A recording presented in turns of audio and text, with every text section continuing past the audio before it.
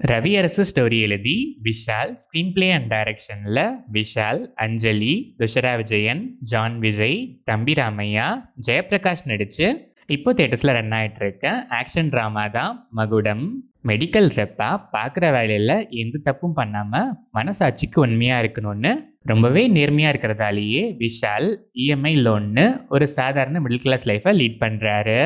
கல்யாணம் பண்ணும்போது மாமனார் தம்பி ராமையா கார் தான் கௌரவம்னு காருக்கு பயங்கரமா பில்டப் கொடுக்கறதால கார் இல்லைங்கிறத மறைச்சு துஷரா விஜயனை கல்யாணம் பண்ணி ஒய்ஃபு கிட்ஸ்னு சந்தோஷமா தான் வாழ்றாரு.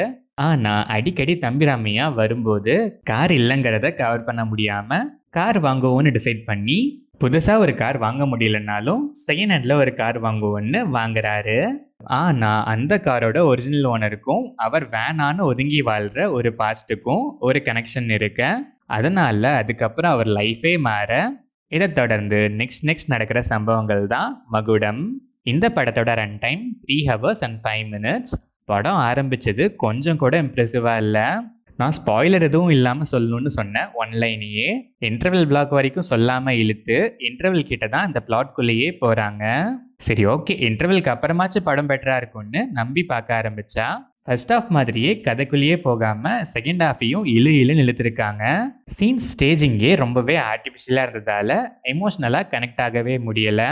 சிம்பிளாக சொல்ல வேண்டிய விஷயங்களை கூட சுற்றி வளைச்சி தான் சொல்லுவேங்கிற மாதிரி பொறுமையை ரொம்பவே சோதிச்சிருக்காங்க. ஒரு பாயிண்ட்டுக்கு அப்புறம் எப்படா படத்தை முடிப்பீங்கிற மாதிரி தான் இருந்துச்சு. கிளைமேக்ஸுமே பெருசாக இம்பேக்ட்ஃபுல்லாலாம் இல்லை. விஷால் டியூவல் ரோல் ஒரு கேரக்டரில் டீசெண்டாகவே பெர்ஃபார்ம் பண்ணியிருக்காரு. இன்னொரு கேரக்டரில் மார்க் ஆண்டனி ஜோனில் பண்ணுவோன்னு பண்ணியிருக்காரு. அது மார்க் ஆண்டனி ஸ்டோரிக்கு கொஞ்சம் ஒர்க் ஆகிருக்கலாம், ஆனால் இங்கே சுத்தமாக ஒர்க் ஆகலை. இது பத்தாதுன்னு பல இடங்களில் சீன் ஸ்டேஜிங்கும் ஆர்டிஃபிஷியலாக இருந்ததால் பெர்ஃபார்மன்ஸுமே ஓவர் ஆக்டிங்காக ஃபீல் ஆச்சு. துஷரா விஜயன் லிமிட்டடான ஸ்கோப் தான், கிடைச்ச ஸ்க்ரீன் ஸ்பேஸை யூட்டிலைஸ் பண்ணி டீசெண்டாகவே பெர்ஃபார்ம் பண்ணியிருக்காங்க. அஞ்சலியும் சேம் லைக் துஷரா தான். துஷரா ஃபர்ஸ்ட் ஹாஃப்னா அஞ்சலி செகண்ட் ஹாஃபில். ஆனால் அஞ்சலிக்கு சாலிடாக ஒர்க் ஆகிற மாதிரி சில சீன்ஸ் நல்லா இருந்துச்சு. ஜான் விஜய் நான் லாஸ்ட்டாக அவர் நடிச்சுட்டு வர சில படங்களில் கூட சொல்லியிருக்கேன், எப்படி ஒரே மாதிரியே நடித்து இரிட்டேட் பண்ணிகிட்டே போகிறாருன்னு எனக்கு புரியலன்னு. இந்த படத்துலையும் அப்படியே தான் பண்ணியிருக்காரு. மற்ற படங்கள்லையாச்சும் பரவாயில்ல, சில சீன்ஸ் தான். இதில் பாதி படத்துக்கு மேலே லிமிட்லெஸ்ஸாக இரிட்டேட் பண்ணியிருக்காரு. தம்பி ராமையா காமெடி பண்ணுறங்கிற பேரில் நல்லாவே கடுப்பேற்றிருக்காரு. அதுலேயும் அந்த ரிங் டோன்லாம் செம்ம எரிச்சலாக இருந்துச்சு. ஜெயபிரகாஷ் அண்ட் ஒரு சில ஆர்டிஸ்ட் மட்டும் செட்டில்டாக பர்ஃபார்ம் பண்ணியிருக்காங்க. டெக்னிக்கலாக பார்த்தா சினிமாட்டோகிராஃபி டீசெண்டாகவே இருந்துச்சு. சாங்ஸ் அந்தளவுக்கு இம்ப்ரெசிவாக இல்லை.